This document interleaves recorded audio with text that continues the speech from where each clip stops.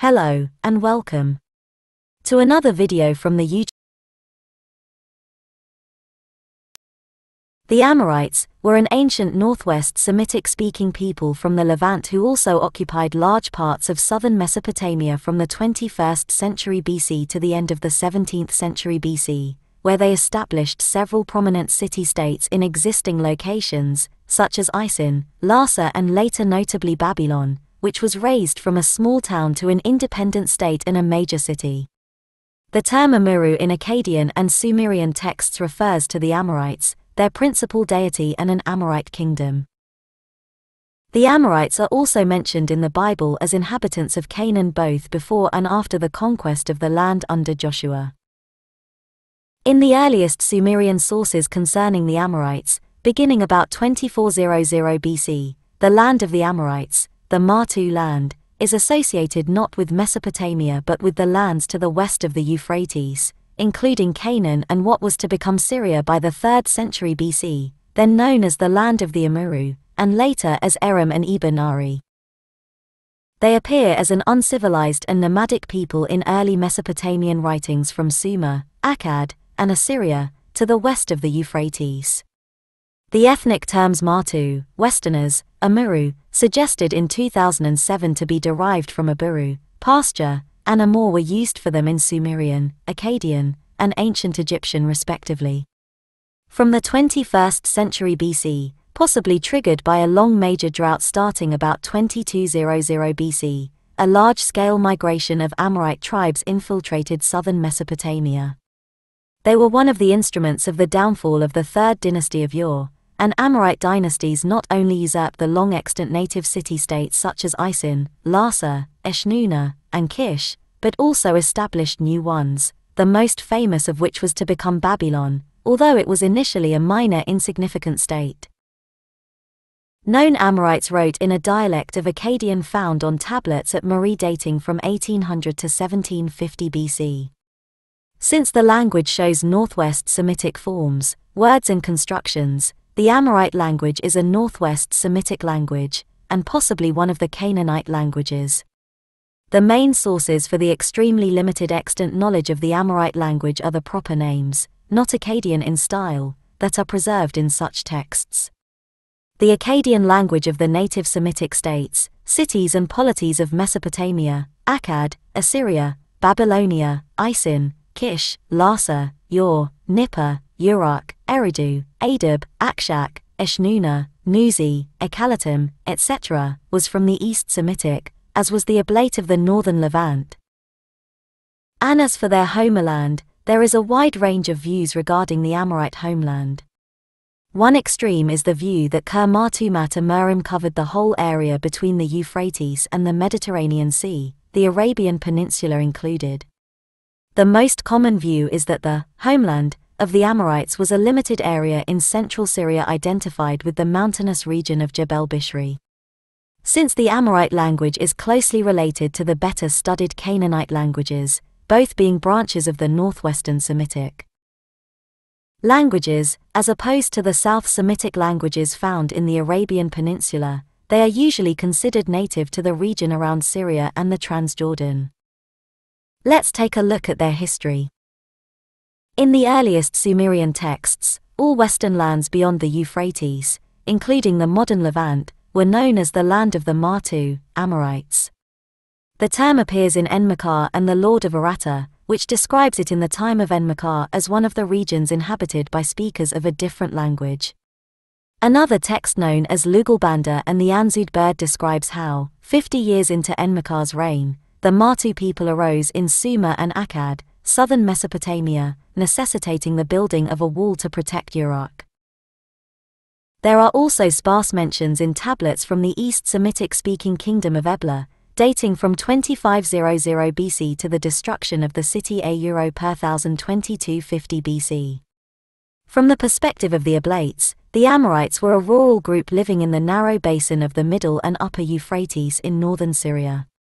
For the Akkadian kings of central Mesopotamia, Martu was one of the 4 quarters surrounding Akkad, along with Sabatu Assyria, Sumer, and Elam. Naram-Sin of Akkad records successful campaigns against them in northern Syria 2240 BC, and his successor, Shah-Kalashari, followed suit. By the time of the last days of the third dynasty of Ur, the immigrating Amorites had become such a force that kings such as Shusin were obliged to construct a 270-kilometer (170 miles) wall from the Tigris to the Euphrates to hold them off. The Amorites appear as nomadic tribes under chiefs, who forced themselves into lands they needed to graze their herds. Some of the Akkadian literature of this era speaks disparagingly of the Amorites and implies that the Akkadian and Sumerian speakers of Mesopotamia viewed their nomadic and primitive way of life with disgust and contempt. The Martu who know no grain. The Martu who know no house nor town, the boors of the mountains. The Martu who digs up truffles. Who does not bend his knees to cultivate the land, who eats raw meat, who has no house during his lifetime, who is not buried after death. They have prepared wheat and giununus, grain, as a confection, but an Amorite will eat it without even recognizing what it contains. As the centralized structure of the Third Dynasty slowly collapsed, the component regions, such as Assyria in the north and the city-states of the south such as Isin, Larsa and Eshnunna, began to reassert their former independence, and the areas in southern Mesopotamia with Amorites were no exception. Elsewhere, the armies of Elam, in southern Iran, were attacking and weakening the empire, making it vulnerable. Many Amorite chieftains in southern Mesopotamia aggressively took advantage of the failing empire to seize power for themselves. There was not an Amorite invasion of southern Mesopotamia as such, but Amorites ascended to power in many locations, especially during the reign of the last king of the Neo-Sumerian Empire, Ibisin. Leaders with Amorite names assumed power in various places, usurping native Akkadian rulers, including in Isin, Eshnunna and Larsa. The small town of Babylon, unimportant both politically and militarily, was raised to the status of a minor independent city-state, under Sumuabum in 1894 BC. The Elamites finally sacked Ur in 2004 BC.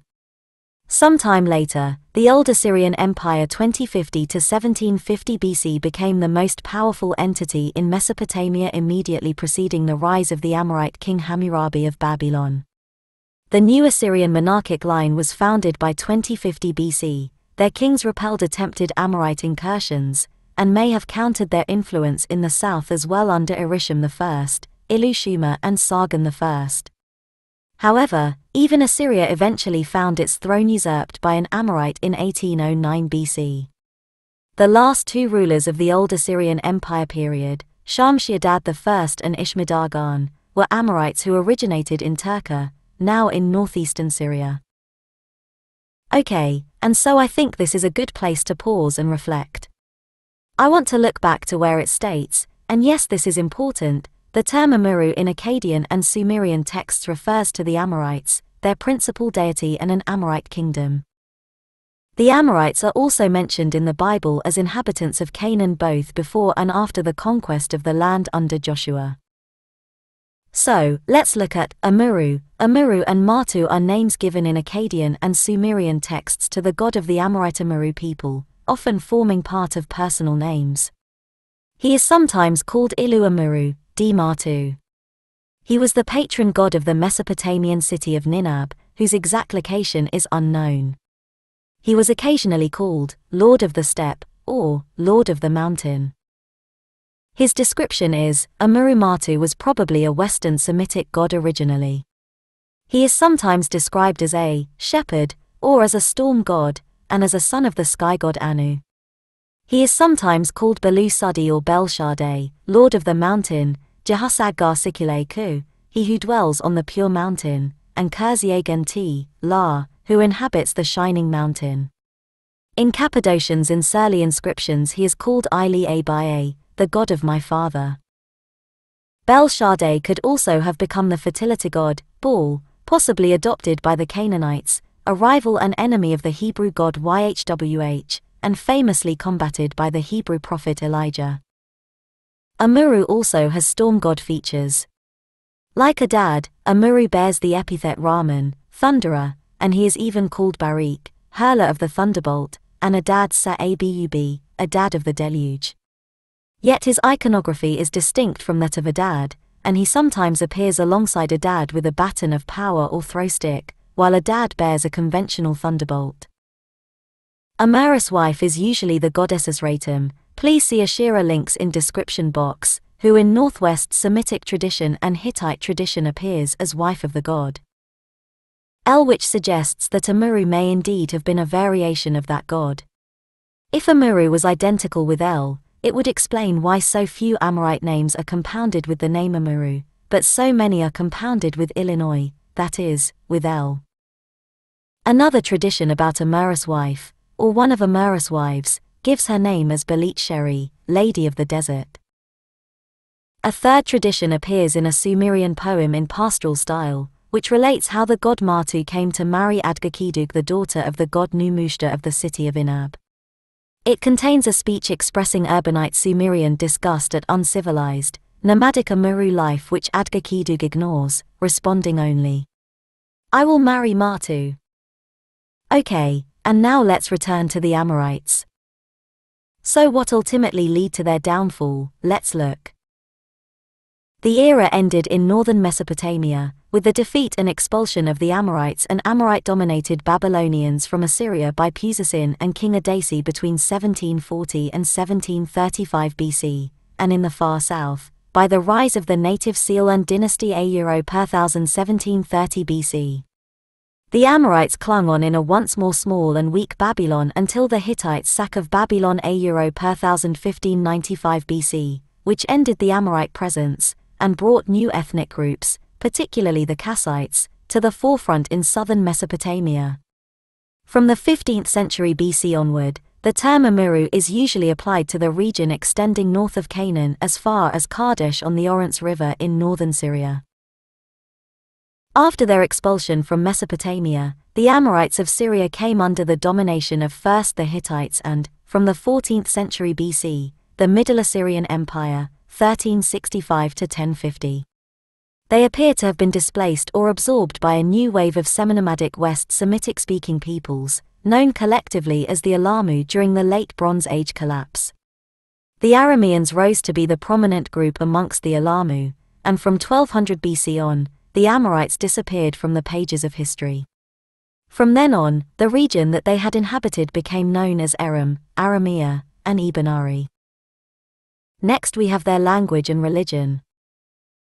The language was first attested in the 21st to 20th centuries BC and as an archaic Northwest Semitic language and belonging to the branch of Canaanite dialects. The language is found in the proper names recorded by scribes from the era of Amorite rulership in Babylonia, during the end of the 3rd millennium BC, and occasionally in ancient Egyptian writings. The Amorite kings communicated with other rulers through the Akkadian language. During the 15th to 14th centuries BC, the Amorite city of Katna received deep influence from the Hurrian language, as scribes of the city incorporated Hurrian elements into their texts. In the 2nd millennium BC, the Ugaritic language directly descended from the Amorite language, with Amorite itself going extinct over the course of the 2nd millennium BC. The Ammuru share the name with their patron deity, Ammuru or Martu, also known as Ilu. Ammuru, D. Martu, a storm and weather deity and husband to Asherah. Amorites often had their god's name within their own. Next let's look at the biblical Amorites. The term Amorites is used in the Bible to refer to certain highland mountaineers who inhabited the land of Canaan, described in Genesis as descendants of Canaan, the son of Ham, Genesis 10:16. They are described as a powerful people of great stature, like the height of the cedars, Amos 2:9, who had occupied the land east and west of the Jordan. The height and strength mentioned in Amos 2:9 has led some Christian scholars, including Orville J. Nave, who wrote the Nave's Topical Bible, to refer to the Amorites as giants.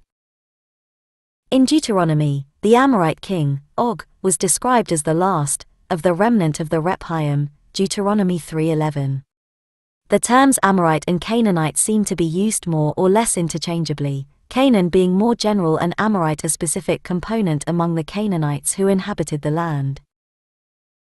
The biblical Amorites seem to have originally occupied the region stretching from the heights west of the Dead Sea, Genesis 14:7, to Hebron, Genesis 13:8, Deuteronomy 3:8, for 46-48, embracing all Gilead and all Bashan, Deuteronomy 3:10, with the Jordan Valley on the east of the river, Deuteronomy 4:49, the land of the two kings of the Amorites, Sihon and Og, Deuteronomy 31:4 and Joshua 2:10, 9:10.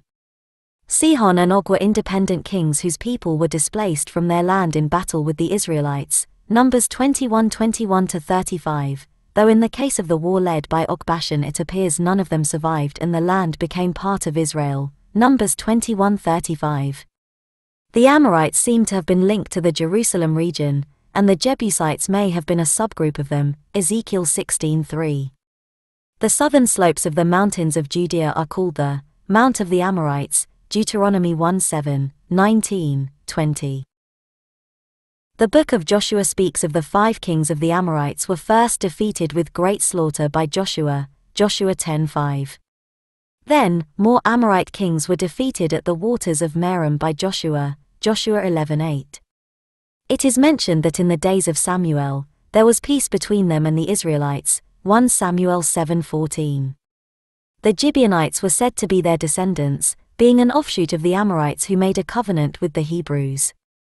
When Saul later broke that vow and killed some of the Gibeonites, God is said to have sent a famine to Israel. Okay, and so that's what we have on the Amorites, but before I go I want to look back real quick where it states, and I quote, "From the 21st century BC, possibly triggered by a long major drought starting about 2200 BC, a large-scale migration of Amorite tribes infiltrated southern Mesopotamia. They were one of the instruments of the downfall of the third dynasty of Ur, and Amorite dynasties not only usurped the long-extant native city-states such as Isin, Larsa, Eshnunna, and Kish, but also established new ones, the most famous of which was to become Babylon, although it was initially a minor insignificant state. Here I want to look at the city of Larsa. This city is also mentioned in other texts from other mythologies, you know the ones they tell you are Gnostic or there is no truth to them. You see where I am going with this, correct? Those that are awakened will. Let's look at the city of Larsa. Larsa was an important city-state of ancient Sumer, the center of the cult of the sun god Utu. It lies some 25 kilometers, 16 miles, southeast of Uruk in Iraq's Daikar Governorate, near the east bank of the Shati-en-Nil Canal at the site of the modern settlement Tel Asankara or Sankara. Now let's look at the history of Larsa. The historical Larsa was already in existence as early as the reign of Eonatum of Lagash, reigned circa 2500 to 2400 BCE, who annexed it to his empire. The city became a political force during the Isin-Larsa period. After the third dynasty of Ur collapsed circa 2000 BC, Ishbiera, an official of Ibisin, the last king of the Ur III's dynasty, relocated to Isin and set up a government which purported to be the successor to the Ur III's dynasty. From there, Ishbiera recaptured Ur as well as the cities of Uruk and Lagash, which Larsa was subject to. Subsequent Isin rulers appointed governors to rule over Larsa. One such governor was an Amorite named Gungunum. He eventually broke with Isin and established an independent dynasty in Larsa. To legitimize his rule and deliver a blow to Isin, Gungunum captured the city of Ur. As the region of Larsa was the main center of trade via the Persian Gulf, Isin lost an enormously profitable trade route, as well as a city with much cultic significance. Gungunum's two successors, Abisar, circa 1841 to 1830 BC, and Sumuel, circa 1830 to 1801 BC, both took steps to cut Isin completely off from access to canals. Isin quickly lost political and economic force. Larsa grew powerful, but never accumulated a large territory. At its peak under King Rimsin I, circa 1758 to 1699 BC, Larsa controlled only about 10 to 15 other city-states, nowhere near the territory controlled by other dynasties in Mesopotamian history. Nevertheless, huge building projects and agricultural undertakings can be detected archaeologically. After the defeat of Ramsin I by Hammurabi of Babylon, Larsa became a minor site, though it has been suggested that it was the home of the first Sealand dynasty of Babylon. Larsa is thought to be the source of a number of tablets involving Babylonian mathematics, including the Plimpton 322 tablet that contains patterns of Pythagorean triples. And Larsa in archaeology, the remains of Larsa cover an oval about 4.5 miles, 7.2 kilometers, in circumference. The highest point is around 70 feet, 21 m, in height. Probably from Larsa, Iraq, housed in the British Museum, the site of Tel es-Senkereh, then known as Sankara, was first excavated by William Loftus in 1850 for less than a month. In those early days of archaeology, the effort was more focused on obtaining museum specimens than scientific data, and niceties like site drawings and find spots were not yet in common usage. Loftus recovered building bricks of Nebuchadnezzar II of the Neo-Babylonian Empire, which enabled the site's identification as the ancient city of Larsa.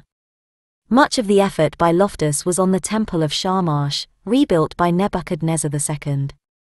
Inscriptions of Burna Bariash II of the Kassite dynasty of Babylon and Hammurabi of the First Babylonian dynasty were also found. Larsa was also briefly worked by Walter Andre in 1903. The site was inspected by Edgar James Banks in 1905. He found that widespread looting by the local population was occurring there. The first modern, scientific, excavation of Senkereh occurred in 1933, with the work of Andre Parrott. Parrott worked at the location again in 1967. In 1969 and 1970, Larsa was excavated by Jean-Claude Margaron. Between 1976 and 1991, an expedition of the Delegation Archéologique Francaise en Iraq led by J.L. Hewitt excavated at Tel es-Senkereh for 13 seasons. In 2019, excavations were resumed. Okay, and so I know this video is long, but I feel I have to include this. Through all my 10+ years of research and looking for the truth, it led me to learning the Hebrew language. And I am not saying I am a fluent speaker, but I am also not new. I believe a few $1,000 and over a year of biblical Hebrew schooling I am knowledgeable enough to speak on this. I want to point out here that many of us, yes, we hear about the rephim, Anakims, Emins, and the most mentioned the Nephilim. The problem I see here is Nephilim, which comes from the root word NFL. Strong's number 5307 Naphal equals to fall, does not mean giants. Yes, they may have been giant in stature. And that is because Nephilim actually means falling, cast down, thrown down. Not giants, but it makes sense to try to trick you. As yes, the falling deities, or angels or gods, whichever you like to call them, are very tall. But looking at the real term here, falling only adds credit to Enoch and Genesis. That there was a moment in time where the Almighty El, and the entities, and or lower lesser gods, were standing around as El created man. And see, this makes so much more sense. Jealousy sets in between the angels and El, as if why do you need these weak-minded humans, when you have us? Then plans were set in action which lead to the corruption of man and the falling.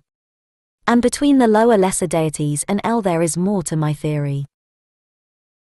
But long story short, when you look at the Hebrew scripture and other Gnostic texts, you see so much, and realize how you get 2 creation stories, and 2 floods, and so on and so forth.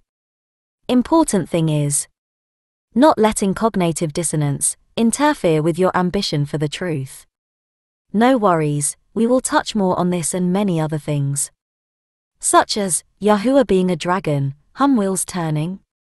Do your research. For now, let's look here at rephim. It stems from the root word resh, pei, aleph, Strong's number 7495 and 7496, meaning to heal as in number 7495 and shades, and or ghost as in number 7496, adding im, makes it plural as in ghosts, and or healers, maybe, giant healers, and or giant shades of black and or ghosts. such as shadow figures and/or shadow men. As a paranormal investigator, I can tell you and have proof from some of my investigations, they are very real.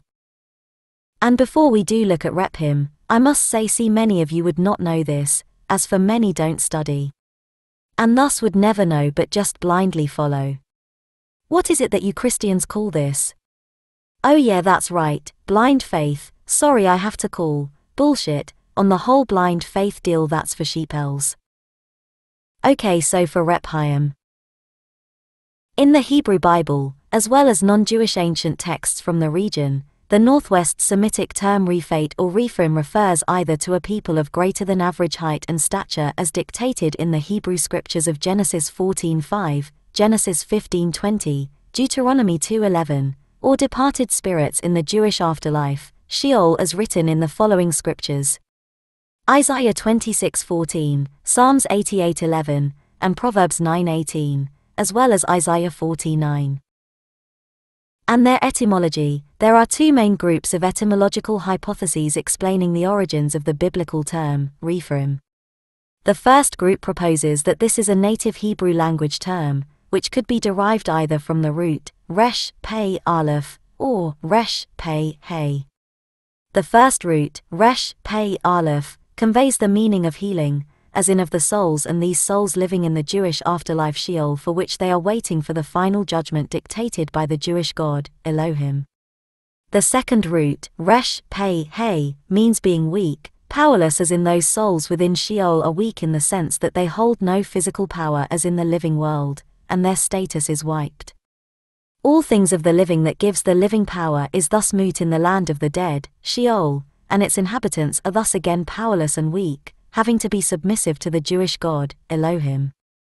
The second group of etymological hypotheses treat the word rephim as a loanword from some other ancient Semitic language. Among the proposals is the Akkadian Rabu, a prince, but this explanation enjoys rather limited popularity.